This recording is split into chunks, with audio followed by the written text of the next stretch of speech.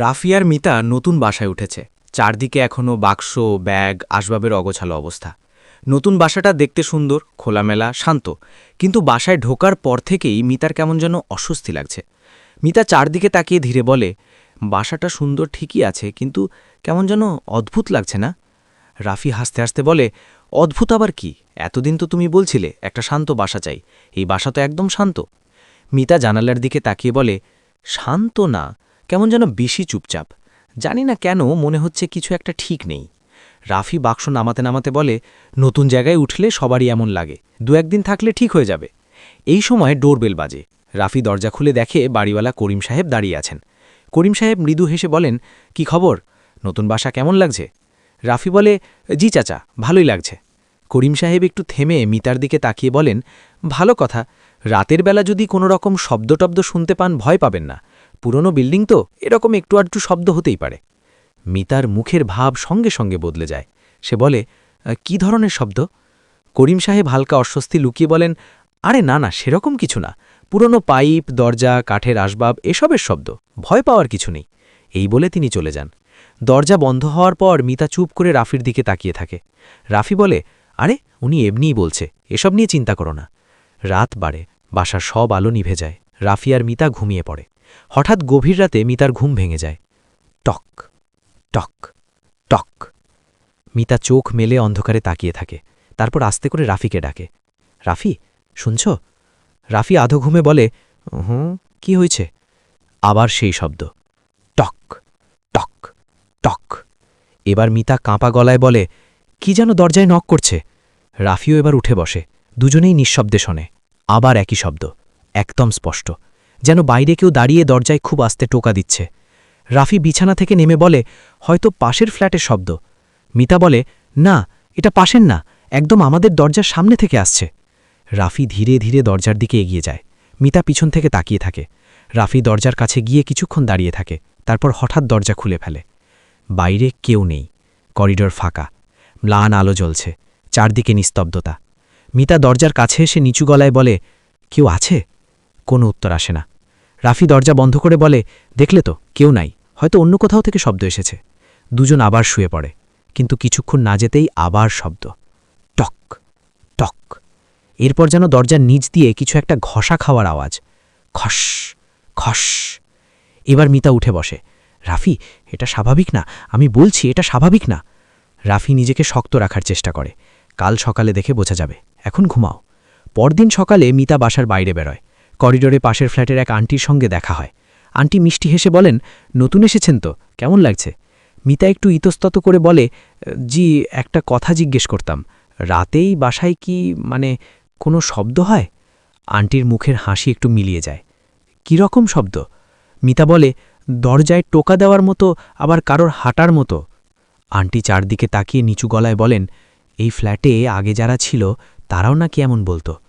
মিতা ফ্যাকাশে হয়ে যায়, মানে? আন্টি বলেন, আমি নিশ্চিত কিছু জানি না মা, তবে রাত হলে দরজা কম খোলাই ভালো। এই বলে আন্টি চলে যান।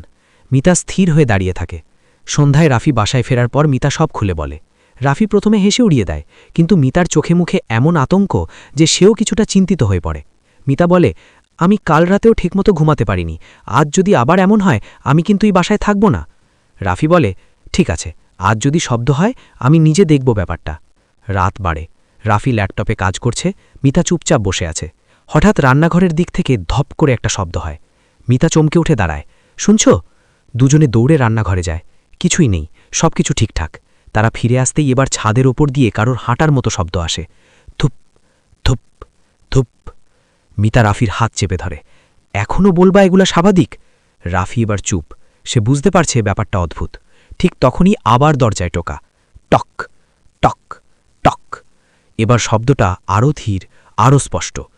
মিতা প্রায় কেঁদে ফেলে, দরজা খুলো না প্লিজ। রাফি বলে, আমি দেখি। সে ধীরে ধীরে দরজার কাছে যায়, আই হলে তাকায়, কিছুই দেখা যায় না।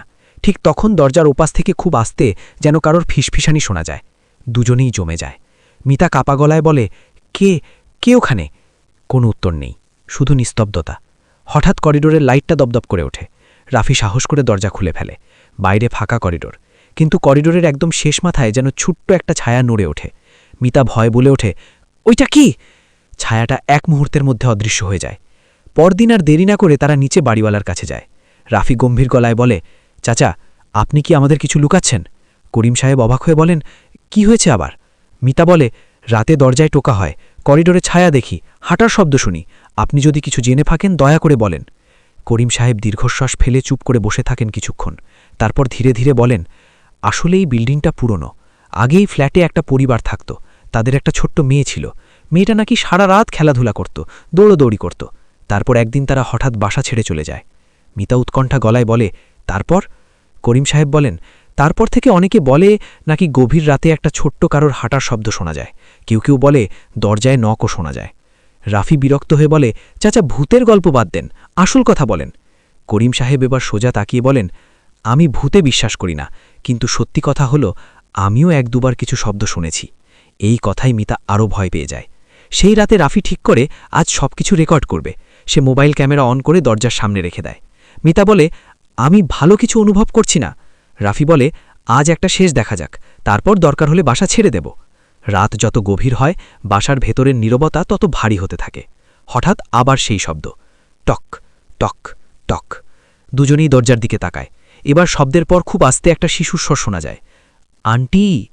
মিতার মুখ শুকিয়ে যায়। রাফি, আমরা এক্ষুনি বেরিয়ে যাই। রাফি কষ্ট করে সাহস জোগাড় করে দরজার দিকে এগোয়। কয়েক সেকেন্ড থেমে থাকে, সে দরজা খুলে দেয়। দরজার বাইরে এবার সত্যি একজন দাঁড়িয়ে আছে। ছোট্ট একটা মেয়ে, বয়স 7-8, হাতে একটা ছোট্ট খেলনা। রাফি হতভম্ব হয়ে বলে, কে তুমি? মেয়েটা একদম স্বাভাবিক গলায় বলে, আমার বলটা আপনাদের দরজার নিচে চলে গিয়েছিল। ঠিক তখন পাশের ফ্ল্যাট থেকে এক মহিলা দৌড়ে আসে, নিহা, তুমি আবার বাইরে বেরিয়েছ? কতবার বলেছি রাতে বাইরে বেরোবে না? মিতা আর রাফি একে অন্যের দিকে তাকায়। মহিলা লজ্জিত মুখে বলে, সরি আপা, ও খুব দুষ্টু, রাত জেগে খেলে, কখনো বল গড়িয়ে দেয়, কখনো দরজায় নক করে, সবাইকে ভয় পাইয়ে দেয়। রাফি নিচে দেখে দরজার কাছে সত্যি একটা ছোট বল পড়ে আছে। মিতা কিছুক্ষণ চুপ থেকে একটা দীর্ঘশ্বাস ফেলে। তার ভয়ের অনেকটাই যেন হালকা হয়ে যায়। মিতা মৃদু হাসে, আমি তো ভেবেছিলাম ভূত। রাফি হাসে বলে, ভূত? মহিলা বিব্রত হয়ে নিহাকে নিয়ে চলে যায়। করিডোর আবার শান্ত হয়ে যায়।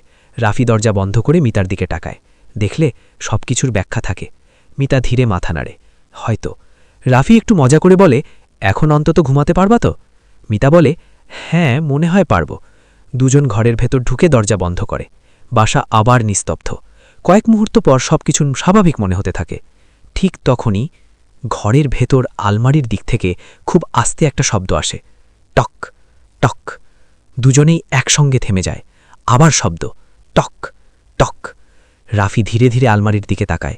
মিতা তার হাত শক্ত করে ধরে। তারপর আলমারির ভেতর থেকে খুব আস্তে একটা শিশুর স্বর ভেসে আসে, আমার বলটা আর একটা আছে। রাফি আর মিতা আতঙ্কে জমে যায়। ঘরের বাতি হঠাৎ নিভে যায়।